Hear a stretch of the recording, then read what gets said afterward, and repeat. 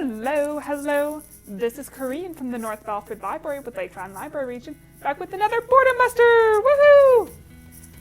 Now, I don't know how this works with the kids' YouTube, but I know that when I sometimes start watching something, I end up in some unusual places. Case in point, I was looking at a tutorial for curling my hair, and I ended up watching a person who does historical reproductions for costuming and live role playing. Morgan Donner is very entertaining. But it did give me a cool idea for a Boredom Buster that I don't think anyone else is gonna do, so here we are. Today we are going to make a simple t-shirt for your teddy bear based off of a basic medieval pattern. This method of pattern making / clothing sewing is called rectangle construction. Fair warning, I will do my best to keep this video as short as possible, but it will still probably be on the long side. What you'll need for today: a rectangle piece of fabric, measuring tape, some paper to take notes on, chalk or fabric pens or a marker, pencil, etc., scissors, pins, and sewing needles and thread.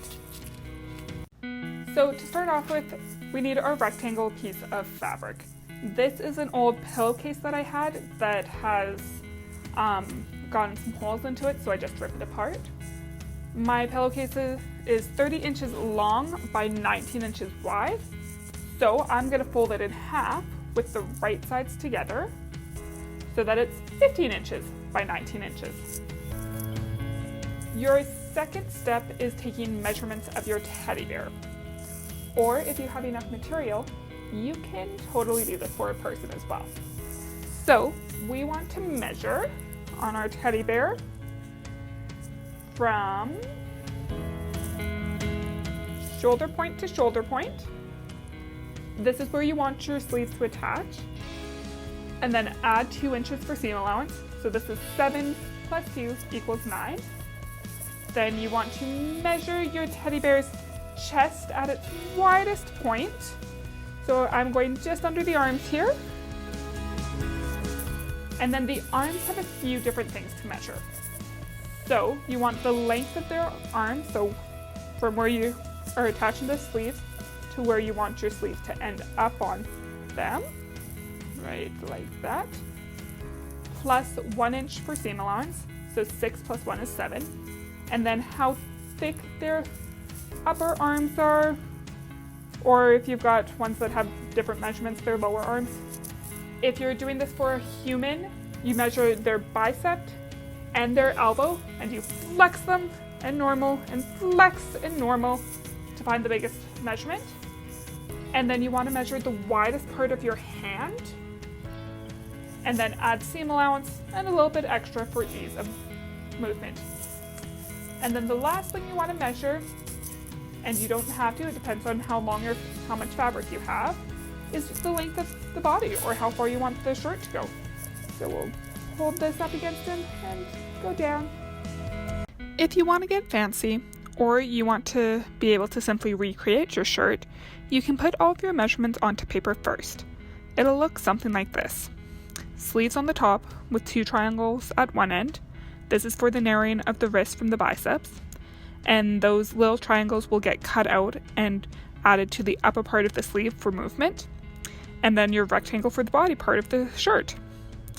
If you wanted to turn this into more of a dress-like garment, you can take the extra little part and make a rectangle that will be divided into 2 triangles. You add that to the main part of the body to make it more flowy. I decided to just draw directly onto my fabric with the wrong side facing out. So now I'm going to cut out my pieces. I'm going to cut out my sleeves first, and then cut out these little triangle parts.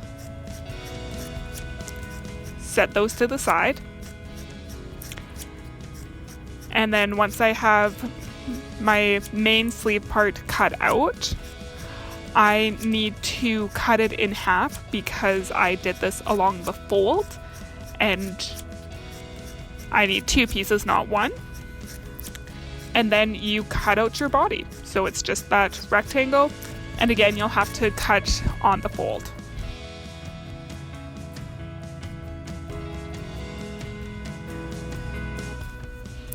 Now that you have everything cut out, we need to pin it all together. We'll start off with the sleeves. Put the right side of the triangle against the right side of the sleeve with the straight edges together, and we'll do this for all 4 of them. So right sides together, straight sides together, right sides together, straight sides together. To sew, I like to have a double thread, and then we're going to do what's called a running backstitch. So let's get our needle set up, and then we'll do some sewing. A good rule of thumb is that your thread shouldn't be longer than your fingertips to your elbow. But because this is a smaller section, I'm going to work with a smaller thread piece. So we're going to double up our thread. So take your loose thread ends, put them together, wet them slightly, and then thread them both through the eye of your needle. Pull it until it is halfway down.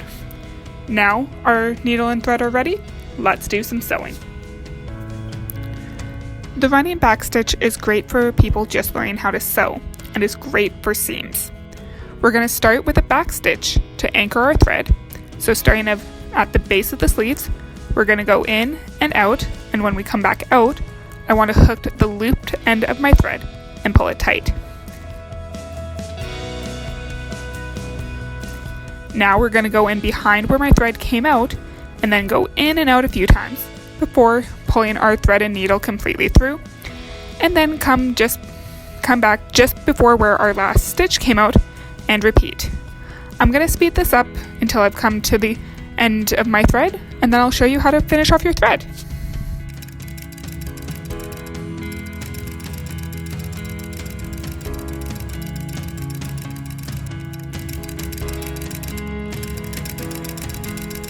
Now we've come to the end of my thread.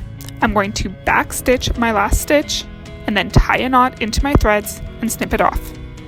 Do this for all 4 triangles.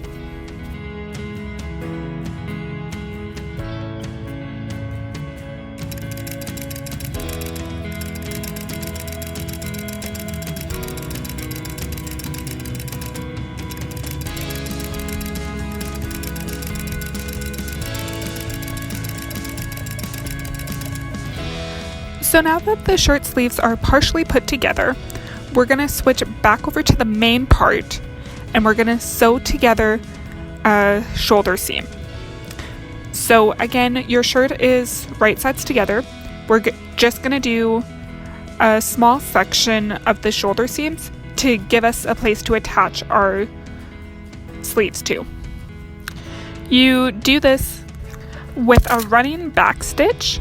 So again, start off with a backstitch and then weave your needle in and out, pull your needle through, do a backstitch, and run your needle in and out. Do this on both sides of your shoulders.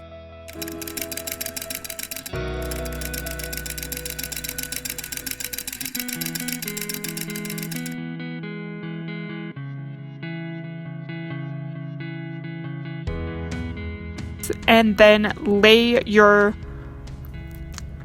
torso piece out flat. Go back to your shoulder pieces, fold them in half, and make a crease. Now match your crease with the right sides together to your shoulder seams, pin that, and then you'll sew that line with a running backstitch.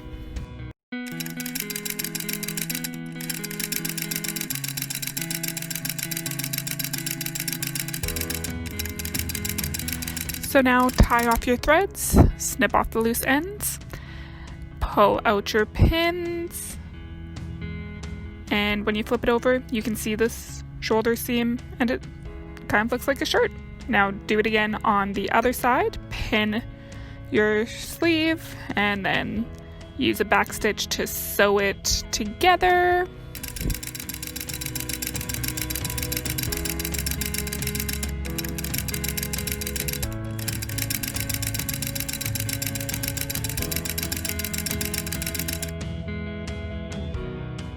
And this actually looks something like a shirt. So our shirt is looking like a shirt. So what we have to do is sew the sleeve shut and then the side seams shut. So with this first one, I left my thread onto it. What I'm gonna do is I backstitched in the corner of where the sleeve attached to the shirt, and then I'll backstitch where I'm gonna start, and then I'm going to use a running backstitch along the seams. We'll see how far this thread takes me, and I'll go back into fast mode.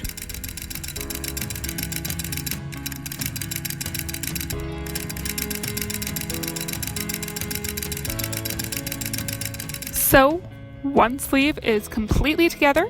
I just need to do this side seam and then sew the other sleeve and the other side seam shut, but I'm gonna do that off camera. So now that our shirt is completely sewn together, we need to figure out a neckline, because unfortunately our teddy bear's head is not gonna fit through this hole. So because I've messed up a little bit and this has a little bit of a crunch to it, this is gonna be my back side. So what I'm gonna do is just cut a small semicircle in between my two thread ends here, just to give us a little bit of a back neckline.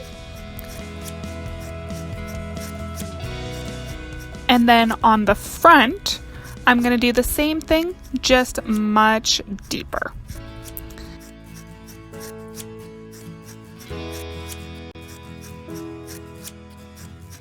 So I've cut one hole, but I'm still concerned about getting it over my teddy bear's head.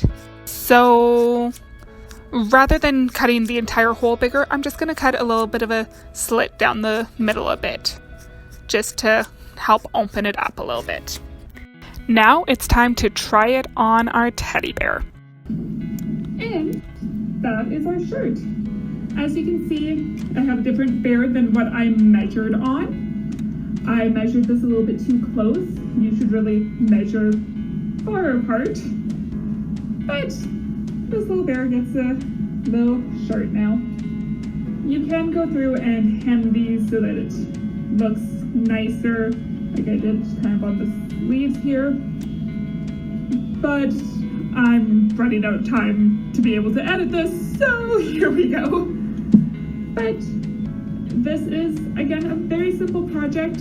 I hope you guys enjoy it.